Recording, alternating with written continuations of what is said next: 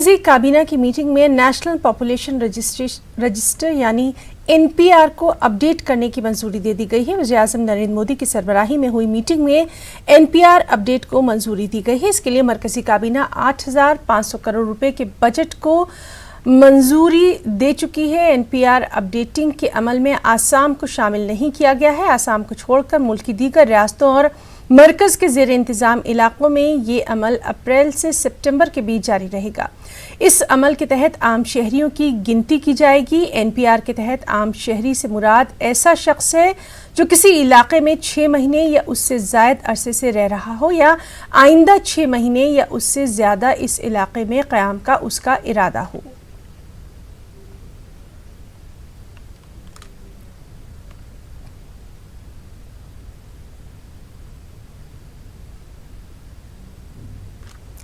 और अब बात करेंगे सीएए पर हो रहे एहतजाज की।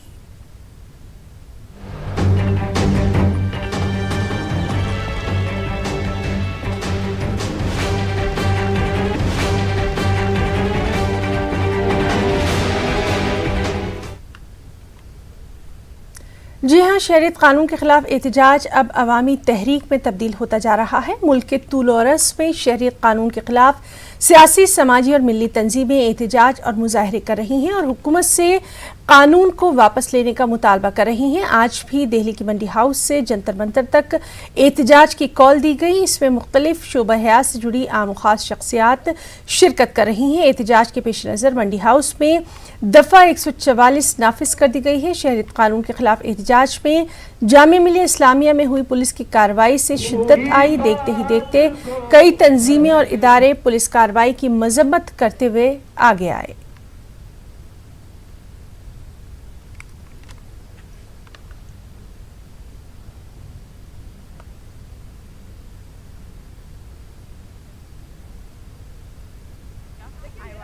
अभी कहाँ ले जा रहे हैं? अभी कहाँ ले जा रहे हैं? अभी का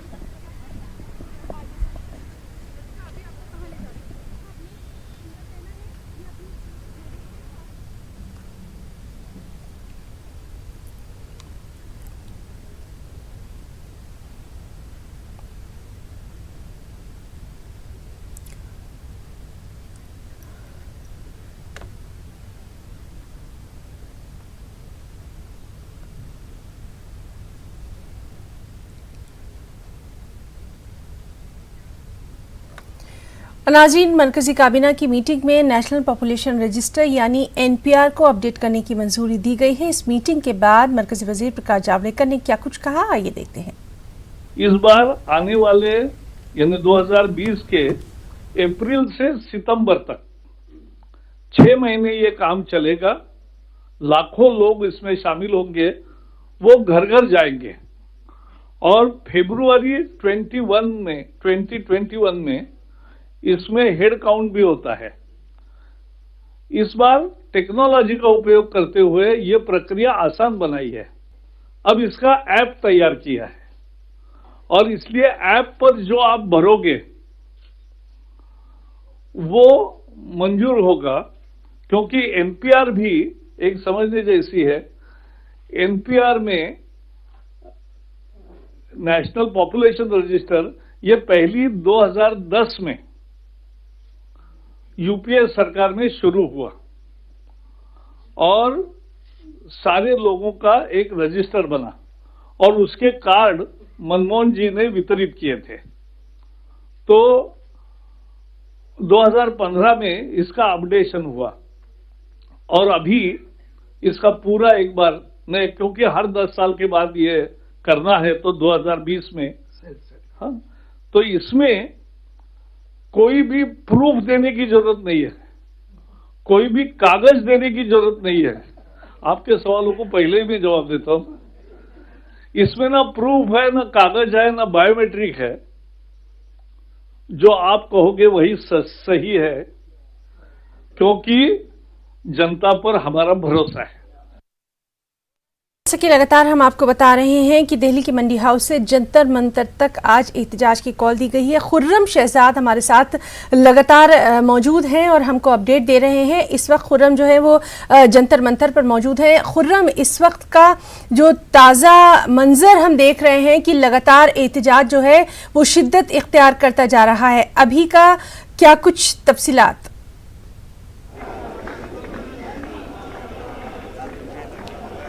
देखिए है ना, जिस तरह से इस पूरे एहतजाज को हालांकि मंडी हाउस से जंतर मंतर तक के लिए इजाज़त नहीं दी गई थी, लेकिन उसके बावजूद जिस तरह के हालात हैं मुल्क में देखते हुए, उन तमाम चीज़ों को देखते हुए, कंसर्न करते हुए, और जिस तरह से आप समझ लीजिए कि जिस तरह से एक आम आदमी, एक हिंदुस्तानी का दस्तूर के हिसाब से उसको पूरा राइट है कि वो एहतजाज कर सके, वो तमाम भीड़ अब मंडी हाउस से जंतर मंतर तक पहुँच गई है। आप देख सकते हैं कि हम भारत के लोग, ये तमाम लोग यहाँ पर पहुँच चुके हैं और ये तमाम तस्वीरें हैं जो आप देख रहे हैं। इस वक्त बड़ी तादाद है जो यहाँ पर इकट्ठा हुई है और ये कहने के लिए इकट्ठा हुई है कि सीए हमको नहीं चाहिए, एनआरसी हमको नहीं चाहिए। यहाँ तक कि अब जो एनपीआर की बात हुई है उसका भी उसकी भी मुखालफत बड़ी शिद्दत के साथ यहाँ पर हो रही है। अलग अलग अंदाज में, अलग अलग तरीके से लोग अपनी आवाज़ उठाने के लिए यहाँ पर आए हुए हैं। कई लोग कई तरह की चीज़ें लेकर आए हुए हैं और कई तरह की जो बातें हैं वो कर रहे हैं।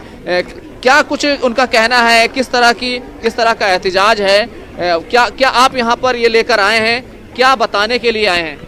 ये एनआरसी और CAA जो अब पहले कैब था वो CAA अब हो गया, एक्ट हो गया, इसके खिलाफ ये प्रोटेस्ट है। आप क्या चाहते हैं? ये एनआरसी और कैब इसे ख़त्म कर दिया जाए, लागू ना किया जाए। ऐसा होना क्यों ज़रूरी है? क्या आपको क्यों लगता है? ऐसा होना इसलिए ज़रूरी है क्योंकि ये संविधान की मूल भावना के बिल्कुल खिलाफ है। भारत की तारीख में, इतिहास में आज तक ऐसा कभी नहीं हुआ है कोई भी बिल धर्म के नाम पर पारित किया गया या आया हो, और ये सब पहली बार हो रहा है। ये किसी एक पार्टिकुलर कम्युनिटी के खिलाफ बाद में है, लेकिन पहले ये सबसे पहले संविधान के खिलाफ है। और जब ये संविधान की बात आती है, संविधान के खिलाफ होने की बात आती है, तो ये गांधी जी के भी खिलाफ है, अशफाक के भी खिलाफ है, और जितने भी लोगों ने भारत की आज़ादी में अपना बलिदान दिया है, अपना खून बहाया है, उन सब के खिलाफ है ये चीज़ है। और जब उनके खिलाफ होगी तो जाहिर सी बात है जिन लोगों ने इस भारत को आज़ाद कराया, इस मिट्टी में अपना खून बहाया और उसके बाद हमको आज़ादी दी, आज उस आज़ादी को जब छीनने की कोशिश की जाएगी तो हर भारत के नागरिक पर यह ज़रूरी हो जाता है कि वो बाहर निकले और अपनी आवाज़ को फिर से बुलंद करे और फिर से इनको याद दिलाए कि गांधी की विचारधारा क्या थी, अम्बेडकर की विचारधारा क्या थी और भगत सिंह क्या चाहते थे। ये तो एतराज़ है, लेकिन सरकार से, क्योंकि पार्लियामेंट से ये पूरा एक्ट पास हो गया है, अब आप लोगों के पास क्या रास्ता है? ये विरोध प्रदर्शन तब तक चलेगा जब तक ये वापस नहीं ले ले गवर्नमेंट, चाहे इसके लिए कुछ भी हो जाए। एक लड़का IAS की परीक्षा पास ट्रेनिंग कर रहा था, वो मार दिया, गोली मार दी। यूपी में तो इतना जंगल राज चल रहा है, बिल्कुल जंगल बना दिया यूपी का। तो अभी आपने मुजफ्फरनगर की न्यूज़ नहीं, शायद आपको पता नहीं है, घरों में रात में जाके RSS के गुंडे पुलिस के साथ घरों में तोड़फोड़ की। एक घर में 22 तोले सोना रखा था, वो सोना निकाल कर ले गए। इतनी तानाशाही चल रही है। एक वो है वहाँ की एक संगठन है राष्ट्रीय किसान मजदूर संघर्ष दल है, उसके राष्ट्रीय अध्यक्ष प्रमोद विद्रोही जी, वो अनशन पर बैठे हुए थे। नाराजगी है जो खुलकर सामने आ रही है। आप यहाँ पर आए हैं, क्या कहने के लिए आए? देखिए, NRC और CAA ये संविधान के खिलाफ है और सरकार को ये वापस लेना पड़ेगा। जब तक ये वापस नहीं लेंगे ये प्रोटेस्ट ऐसे ही चलता रहेगा। ये मंच है अपनी बात कहने का, कहने दीजिए और उम्मीद रखते हैं कि चीज़ होगी सामने। ये सरकार ने ये जो है मुसलमानों और हिंदुओं का यानी धर्म के नाम पर राजनीति खेली गई है, क्योंकि अब आपको जैसा कि पता है बाबरी मस्जिद का मसला ख़त्म हो गया। प्यार मोहब्बत के साथ सारे समाज ने इसको एक्सेप्ट करा, लेकिन उनके पास मुद्दा ख़त्म होने की वजह से इन्होंने ये एक नया NRC का जो है मुद्दा दे दिया और इस मुद्दे से इनको कोई फ़ायदा नहीं होने वाला, जिसका अभी बिल्कुल लेटेस्ट एग्जाम्पल कल का चुनाव है जो झारखंड का, जिसमें वो बहुत बुरी तरीके से हारे हैं। तो और ये जो प्रोटेस्ट चल रहा है ये कंटिन्यू ऐसे ही कंटिन्यू रहेगा जब तक कि ये इसको वापस नहीं करेंगे या इसमें अमेंडमेंट करेंगे नहीं। आप लोगों का विरोध है, लेकिन सरकार तो और मजीद कदम बढ़ा रही है। NPR उसने शुरू कर दिया है, आज कैबिनेट की मीटिंग थी। क्या आपको लगता है कि आप लोग की जो मांग है वो सरकार को सुनना पड़ेगी? देखिए, NPR लागू कर दिया, बेसिकली वो है तो NRC से रिलेटेड, लेकिन NPR का हम स्वागत करते हैं। बेसिकली ये 10 साल में हर साल होता है, 10 साल बाद होता है, जनगणना है बेसिकली, और इसमें कोई इतना इशू नहीं है हम लोगों को। लेकिन हमारा कंसर्न सिर्फ उस वर्ड से है जो इन्होंने इस बिल के अंदर अमेंडमेंट करा है। उस वर्ड में इन्होंने जाति का नाम क्यों लिखा, माइनॉरिटी क्यों नहीं लिखा? अगर देखिए, मैं इस वक्त आपको एक अनोखी तस्वीर दिखाना चाहूंगा। हमारे जो साबिक वजीर आजम है अटल बिहारी वाजपेयी, उनकी तस्वीर लेकर यहाँ पर अपनी बात कहने के लिए आए हैं। अटल बिहारी जी की आपके पास तस्वीर है, क्या कहने आए आप? सर देखिए, ये आइडियोलॉजी का फर्क है सिर्फ। ये अटल बिहारी वाजपेयी थे, इनों का भी प्रोपेगेंडा बिल्कुल सेम ही था। आर्टिकल 370 हटाओ, किसी और के रिलीजन में क्या चल रहा है उसमें दखलंदाजी करो। लेकिन जो अप्रिशिएशन वाली चीज़ है, इन्होंने कभी भी देश के बंटवारे को लेकर कभी नहीं करा। सेकुलरिज्म के अगेंस्ट में कभी भी अपनी पॉलिटिक्स को लेकर कभी भी आज तक नहीं आए, जो ये सरकार मोदी गवर्नमेंट लेकर आई है इस टाइम पर। तो ये नाराजगी है। लेकिन मैं आपको एक चीज़ और भी दिखाना चाहूँगा कि यहाँ पर एक तो ये एहतजाज और ये भीड़ ये आपको दिखाई दे रही है, लेकिन इसी के साथ साथ ऑफ इंडिया है वो भी यहाँ पर अपना एहतजाज दर्ज करा रही है। आप देख सकते हैं कि थोड़ी सी तादाद है भले ही उनकी, लेकिन ये जो भीड़ है ये एनआरसी और एनपीआर के खिलाफ ये सारे लोग यहाँ पर इकट्ठा। तो खुर्रम, लगातार हम आपसे बात करने की कोशिश कर रहे हैं। नाज़रीन, हमारे साथ खुर्रम जो हैं हमारे साथ ही लगातार मौजूद हैं और वहाँ पर जो एहतजाज करने लोग आए हैं उनसे भी खुर्रम लगातार बात कर रहे हैं। और जिस तरह से हम देख रहे हैं कि दिल्ली के मंडी हाउस से जंतर मंतर तक इस एहतजाज की कॉल दी गई थी। चलिए खुर्रम से जानना चाहेंगे कि ये जो खुर्रम एहतजाज हम देख रहे हैं, तो अब ये सिर्फ तलबा का या स्टूडेंट्स का ही एहतजाज नहीं रहा, बल्कि इसमें आम लोग भी नज़र आ रहे हैं। और सबसे अहम बात यह कि हर उम्र के लोग नजर आ रहे हैं।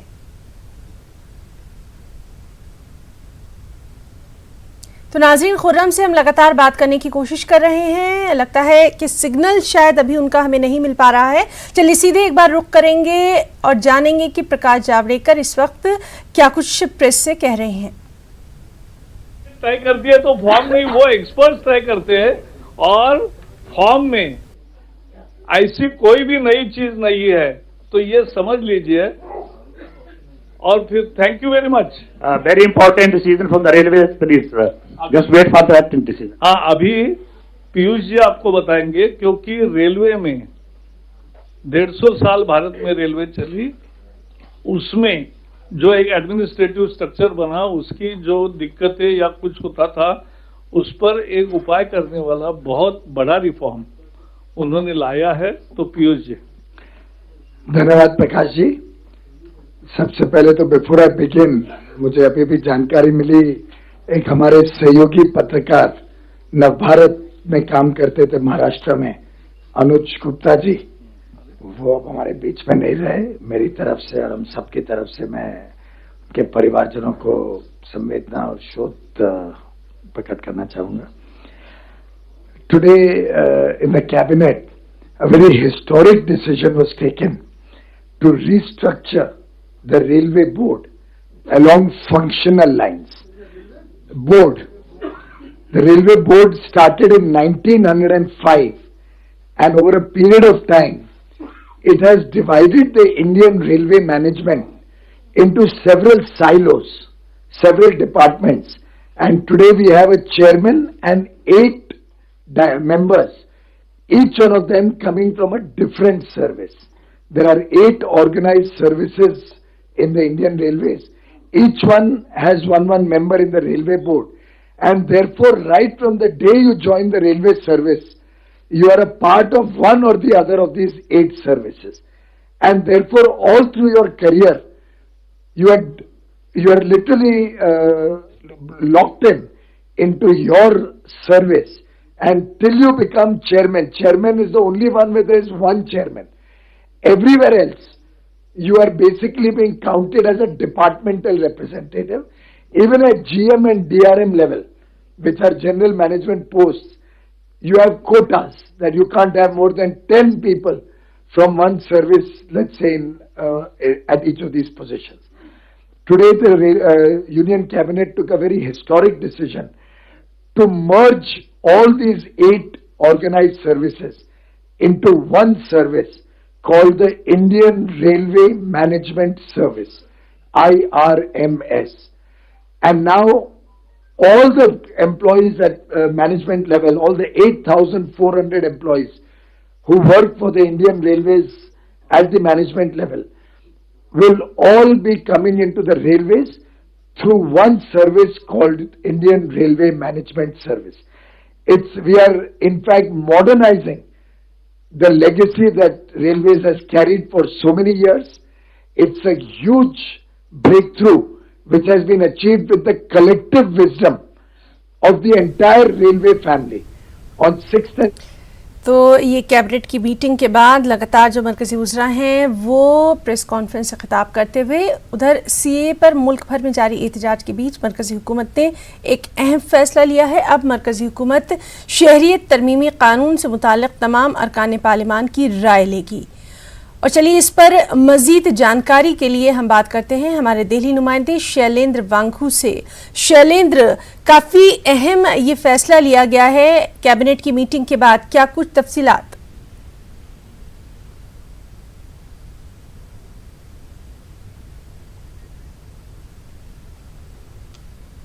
तो नाज़रीन, हम बात करने की कोशिश कर रहे हैं हमारे दिल्ली नुमाइंदे शैलेंद्र वांगू से। शैलेंद्र, जिस तरह से हम लगातार देख रहे हैं कि सीएए पर एहतजाज जो जारी है और इस सब के बीच आज एक अहम फैसला लिया है मरकजी हुकूमत ने, क्या कुछ तफसीलात? देखिए, कुल मिला के ये कहा जा सकता है कि सीएए को लेकर जो बातें सामने इस तरह से बिल पास हुआ और उसके बाद ये कानून बना और उसके बाद लगातार जो देश में अलग अलग हिस्सों में जो प्रोटेस्ट चल रहे थे और खासतौर से अगर हम दिल्ली की बात करें, अहमदाबाद, बेंगलुरु या जो अन्य जगहों पर जो वायलेंस हुआ है या प्रोटेस्ट भी हुए हैं, तो माना ये जा रहा है कि इसमें कहीं ना कहीं जो सही मैसेज है वो लोगों तक नहीं पहुंचा है, कुछ कंफ्यूजन है। तो इसके लिए अब सेंटर की तरफ से हमें ये बताया जा रहा है कि एक सर्वे की तैयारी की गई है जिसमें लोगों से पूछा जाएगा, जिसमें सभी एमपीज को ये दिया जाएगा, सभी एमिनेंट जो पर्सनैलिटीज है उनको ये फॉर्म दिया जाएगा और साथ ही साथ जो आम पब्लिक है उनको भी इस सोशल मीडिया के जरिए ये फॉर्म दिया जा रहा है ताकि वो एक ईमेल आईडी के जरिए अपने सजेशन, अपना फीडबैक सीएए को लेकर यानी नागरिकता कानून को लेकर जो उनका फीडबैक है उसको वो सरकार तक पहुंचाए ताकि सरकार समझ सके कि कंफ्यूजन कहाँ पे है और किसको करेक्ट कैसे किया जाना चाहिए। तो ऐसे में हमारे जो जानकारी है, फिलहाल ये जो बीजेपी है वो ये करवा रही है। गवर्नमेंट ऑफिशियली होम मिनिस्ट्री की तरफ से या सेंटर की तरफ से इसको नहीं दिया गया है, ये बीजेपी की तरफ से इंफॉर्मेशन आ रही है कि ये कराया जाएगा ताकि लोगों से समझा जा सके कि इसको लेके लोगों की जो शंकाएं हैं, जो कंसर्न वो आखिर हैं क्या।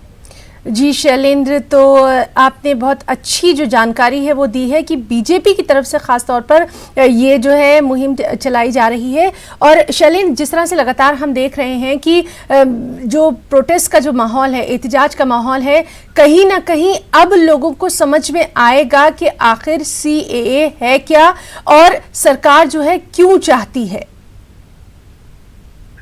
देखिए, माना ये जा रहा था कि जिस तरह से प्रोटेस्ट हो रहे थे और ये भी कहा जा रहा था, हमारे जो सोर्सेज हैं सेंटर में उनका ये कहना था कि लोगों से, क्योंकि अभी सीए पास होने के बाद इसको लेकर अब जो रूल्स हैं उनको अभी फ्रेम किया जा रहा है, रूल्स तैयार किए जा रहे हैं कि किस तरह से नागरिकता दी जाएगी और उसका प्रोसेस क्या होगा। उसके लिए होम मिनिस्ट्री में जो है काम चल रहा है कि किस तरह से रूल्स को फ्रेम किया जाएगा। लेकिन इस दौरान ही हमारे होम मिनिस्ट्री सोर्सेज ने कहा था कि अगर कोई भी व्यक्ति सीएए से जुड़ी अपनी कोई राय रखना चाहता है तो सरकार उसे सुनने के लिए बिल्कुल तैयार है, गवर्नमेंट ऑफ इंडिया सुनने के लिए बिल्कुल तैयार है। तो ऐसे में अगर किसी की भी सजेशन हो वो सोशल मीडिया के जरिए या बाकी जो जरिए हैं होम मिनिस्ट्री वेबसाइट पे या होम मिनिस्ट्री के ईमेल पे अपने सजेशंस भेज सकते हैं। वहीं आज जो बीजेपी तरफ से जो जानकारी आ रही है कि इस एक सर्वे नोट को एक रिलीज किया गया है जिसमें एक फॉर्मेट लिखा हुआ है कि इन बिंदुओं पर लोगों से पूछा गया है कि आपकी जो सुझाव हैं, आपकी जो राय है सीएए को लेकर आपकी क्या राय है, उसको आप एक ईमेल आईडी जो लिखा हुआ है उस ईमेल आईडी के जरिए अपनी राय और अपने सुझाव, अपने आपके जो भी कंसर्न है उसके जरिए आप भेज सकते हैं। तो जाहिर तौर पर ये एक ओपन कम्युनिकेशन है ताकि लोग अपने कंसर्न सरकार तक पहुंचा सकें। जी शैलेंद्र वांगू, बहुत बहुत शुक्रिया आपका तमाम तर तफसीली जानकारी देने के लिए।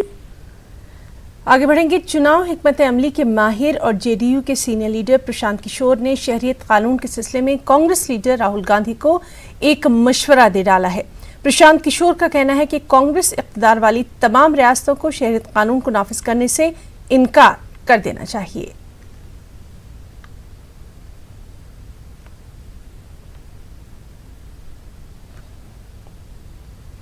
आज दिल्ली के वज़ीर आला अरविंद केजरीवाल ने हुकूमत का 5 साल का रिपोर्ट कार्ड पेश किया। इस दौरान उन्होंने अपनी हुकूमत की हुसूलियाबियों को गिनवाया। अरविंद केजरीवाल ने प्रेस कॉन्फ्रेंस से खिताब करते हुए अपनी हुकूमत की कारकर्दगी पर इत्मीनान का भी इजहार किया। हमारी सरकार बनी 8,632 रुपये महीना मिलता था, आज 14,842 रुपये महीना मिलता है। एक गरीब आदमी अपने बच्चों के लिए, अपने परिवार के लिए अच्छे से परिवार पाल पा रहा है। अब महिलाओं की सुरक्षा और सम्मान के लिए सरकार ने बहुत काम किया। दिल्ली देश का नहीं दुनिया का अकेला शहर है, पहला शहर है जहां एक साथ 2,80,000 कैमरे लगने का काम शुरू हो गया। 1,40,000 कैमरे लग चुके हैं और 1,40,000 कैमरे और लगने चालू हो गए हैं।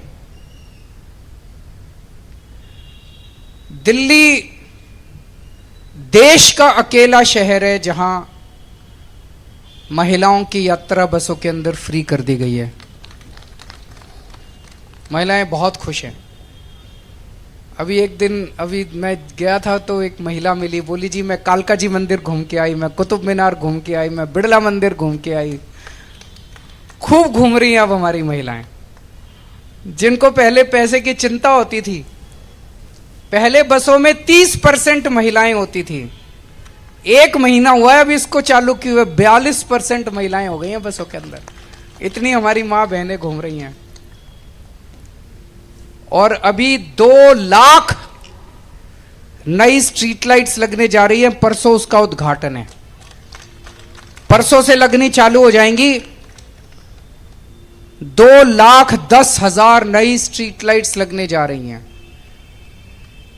इस नंबर पे मत जाना।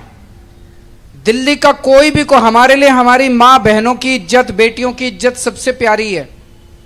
2 लाख तो क्या, अगर 20 लाख लाइट्स भी लगानी पड़ी तो 20 लाख लाइट्स भी लगाएंगे। दिल्ली का कोई भी कोना अंधेरा नहीं छोड़ेंगे हम। 1797 कॉलोनियां हैं, उनमें से 1281 कॉलोनियों में हमने सड़कें और नालियां बनवा दी। 70 साल में इन्होंने कुछ नहीं किया था। 1797 में से 5 साल में 1281 कॉलोनियों के अंदर हमने सड़कें और नालियां बनवा दी और 1130 कॉलोनियों के अंदर सीवर की पाइपलाइन बिछा दी और 1554 कॉलोनियों के अंदर पानी की पाइपलाइन बिछा दी। दिल्ली बीजेपी के सदर मनोज तिवारी के घर आज बड़ी तादाद में लोग शुक्रिया अदा करने पहुंचे। गैर कानूनी बस्तियों को कानूनी बनाने और एनआरसी और सीएए की हिमायत में ये लोग यहां पहुंचे थे और इनका कहना था कि बीजेपी और मोदी जी काफ़ी अच्छा काम कर रहे हैं, इसीलिए हम मोदी जी को शुक्रिया अदा करना पहुंचे हैं। और हमारे नुमाइंदे रचना ने इनसे बातचीत की।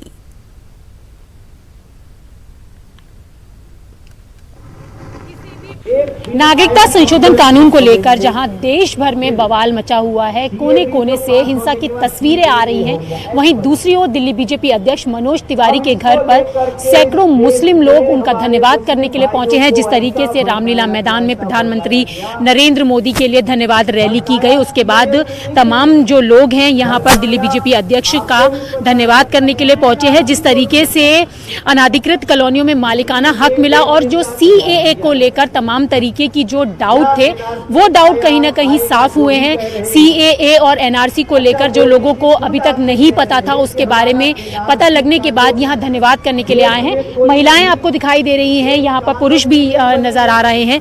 तो हम उन्हीं लोगों से बात करेंगे कि आखिरकार वो क्या कहना चाहते हैं। आप यहाँ पर आई हैं, क्या कहना चाहती हैं?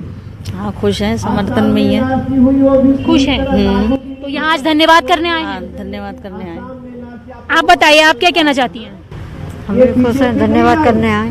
धन्यवाद करने आए। ये बताइए कि आप लोग यहाँ पर आज आए हैं धन्यवाद करने के लिए? हाँ जी, धन्यवाद करने के लिए आए। क्या कहना चाहते हैं? और मोदी जी को समर्थन करने के लिए आए। मोदी जी को समर्थन करने के लिए, लेकिन CAA को लेकर तो देश में जिस तरीके की हिंसा की तस्वीरें आ रही हैं, जिसलिए ये बताएं। हिंसा की इतनी तस्वीरें आ रही हैं, लड़ाई झगड़े और ये सब हो रहा है, उस पर क्या कहना चाहेंगे? मैडम कुछ भी नहीं, जो कर रहे हैं ठीक ही है फिलहाल तो। नहीं, हिंसा हो रही है वो सही है? हिंसा तो बस क्या कर रहे हैं। नहीं, आपको क्या लगता है हिंसा ठीक है जो हो रही है? नहीं, जो मोदी जी कर रहे हैं फिलहाल तो ठीक ही है।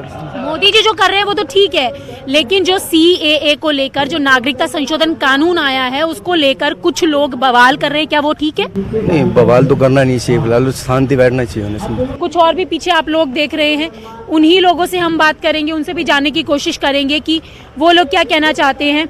CAA के बारे में जानते हैं? नागरिकता संशोधन कानून जो आया है नया, नहीं जानते हैं? अच्छा, इसको लेकर कुछ लोग बवाल भी कर रहे हैं, हिंसा भी कर रहे हैं, वो कहाँ तक जायज है?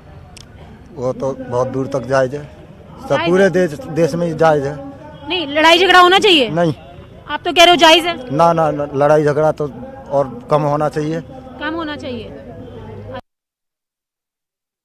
और अब दिल्ली की मौसम की बात कर लें, जहां सर्दी की शिद्दत में लगातार इजाफा देखा जा रहा है। सर्दी बढ़ जाने से लोगों को काफ़ी मुश्किलात का सामना है, खासकर उन लोगों के लिए जो कि सड़कों पर सोते हैं। लेकिन हुकूमत ने इन लोगों के लिए कुछ इक़दाम किए हैं जिनसे इन लोगों को काफ़ी हद तक राहत भी मिल रही है। सरकार ने कई जगहों पर रैन बसेरे तामीर किए हैं जहाँ पर लोग रात गुजार सकते हैं। यहाँ पर इन लोगों के लिए बिस्तर, कंबल और कई तरह के इंतजाम किए गए हैं। रैन बसेरों में पनाह लेने वाले लोगों ने सरकार के इन इक़दाम की सताइश की है।